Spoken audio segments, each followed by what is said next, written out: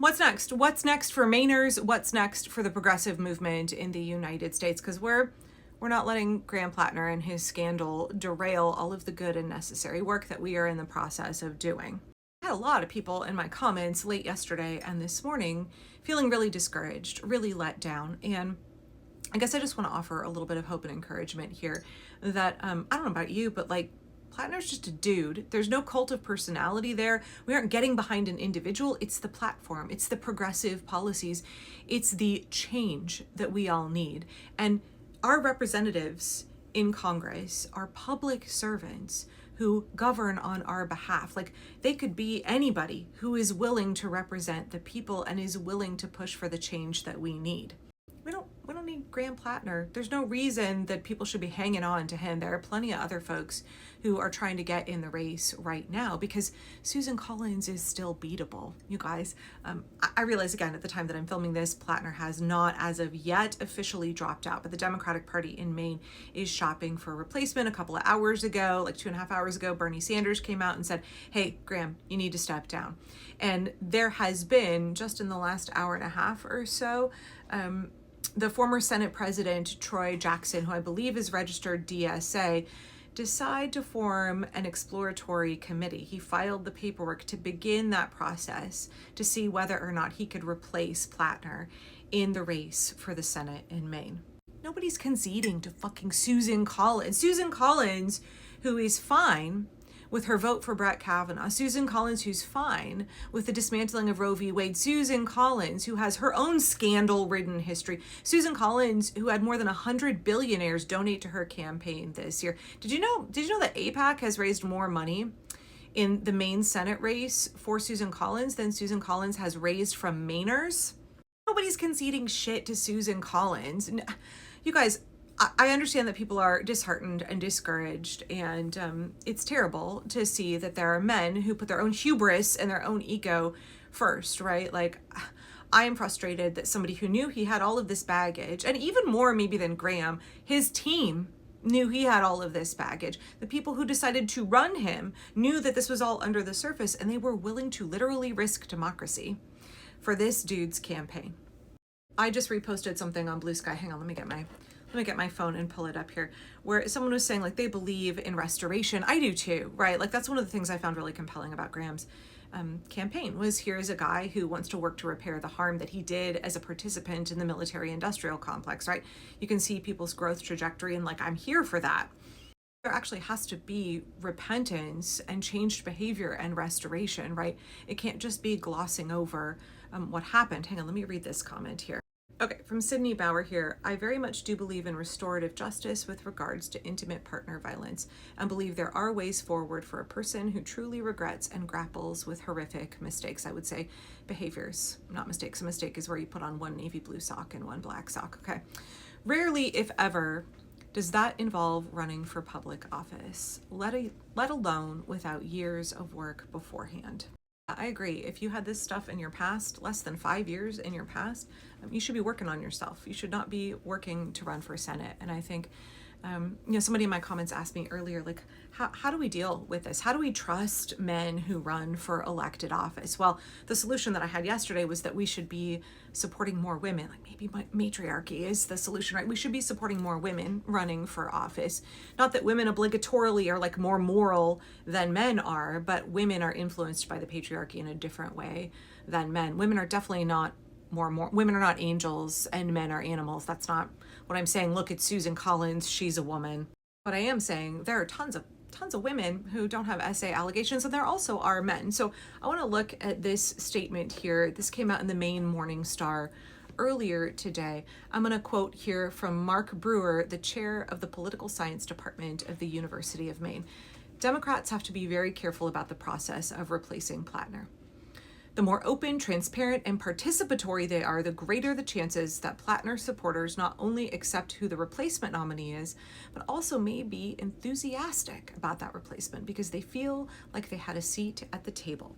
I completely agree. I think you're going to get all these folks who supported Plattner, not because they particularly cared about Plattner, but they loved the policies, right?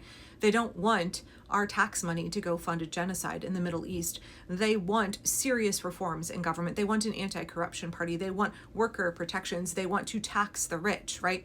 It's all about the platform. It's all about the policies. And so if you bring in an establishment APAC type Democrat, you're not going to get all of those voters to get on board. I'm sorry, you're not. Now, the Maine Morning Star says that Troy Jackson, who is DSA, is the closest ideological match to Plattner. I've not vetted these candidates. I am in Oregon, you guys. This is why I don't really endorse candidates. I will talk up candidates who have progressive policies, but ultimately it's up to Mainers, and Mainers know these candidates better than any of us do. They know their history, they know their activism in the community, they know the ways that they've served in government.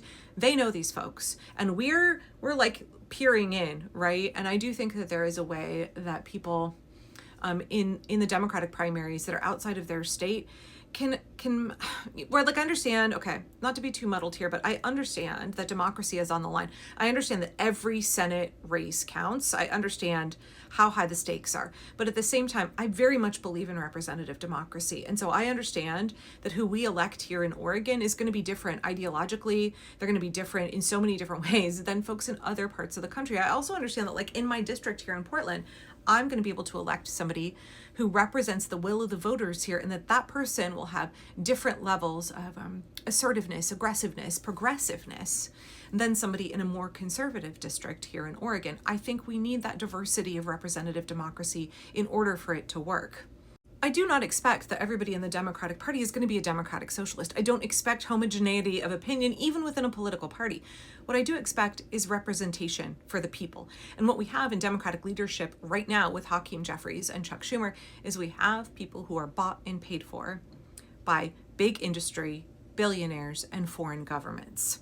And so we lack representation, but I think that we could have an upheaval. I think that's what this new wave of excitement for the Democratic Socialist candidates and more progressive Democratic candidates is all about. People understanding, I want a voice in government. I want somebody to advocate for me and my rights and my quality of life instead of big crypto and the airline industry. Voters are saying, we don't want our tax dollars spent on foreign wars and genocides in the Middle East. We don't want our tax dollars spent subsidizing the billionaires. We want our tax dollars spent on us. We want them to come back into our communities and improve our quality of life. I want to read just a little bit here from the Maine Morning Star. Troy Jackson, again, the DSA candidate, agreed that the issues Plattner spotlighted, including healthcare for all, lowering costs of prescription drugs, workers' rights, are, quote, all things I've been fighting for my entire life. I think the message is the message. Graham did a great job of talking about it, but it wasn't about Graham, it was about the people. And I said in my video on my main channel earlier, like, what are the lessons? What are the takeaways? I hope that none of us would be putting politicians, candidates, or elected officials up on a pedestal. We aren't looking for cults of personality. We are looking for a movement that benefits the people. It's the policies that must be front and center. And then somebody with integrity, somebody whose actions match their stated values, that can go to Congress for us and enact those policies and carry out that change on our behalf. That's what we need. And Mainers get to decide who that is for them. I know there are multiple folks angling right now to get in the race. We don't have to be consigning this race to Susan Collins. Susan, you guys, she's so bad. She's so bad. And I would argue, I have argued, that she benefits the Democratic establishment. She and Lisa Murkowski both. She's not a threat to the Democratic establishment. She's a useful tool to them. It's really going to take that wave of progressive voters, that wave of people who want populist policies, who want workers over billionaires policies.